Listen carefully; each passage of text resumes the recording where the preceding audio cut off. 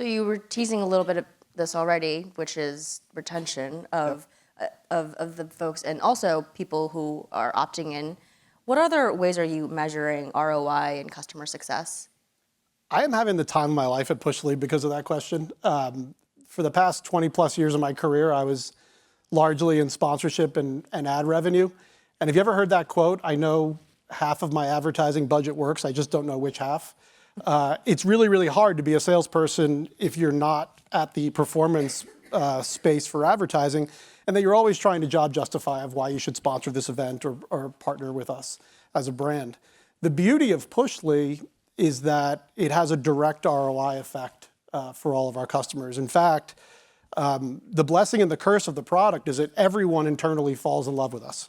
The editor-in-chief falls in love with us because we're a fire hose of traffic on any story they deem important. The consumer marketing director falls in love with us because we're selling paid subs. The chief revenue officer falls in love with us because we're providing more ad impressions for programmatic or direct.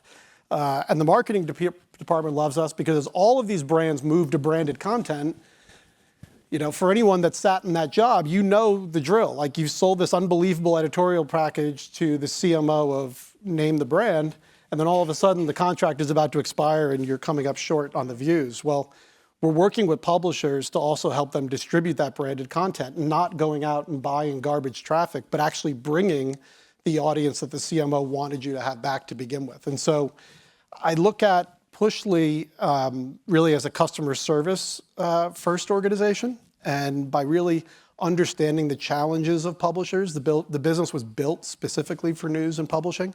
And that key understanding is what has driven, we've had 99% renewal of all of our customers. This will be our 4th year in a row of that stat. So that doesn't happen in 2025 when CFOs are always looking ways to cut, to reinvest in what their AI strategy is going to be, unless you're actually delivering that ROI. And when you deliver it across all of those measures and all of those platforms, it tends to be more of an easier renewal process than maybe I had experienced in my past career.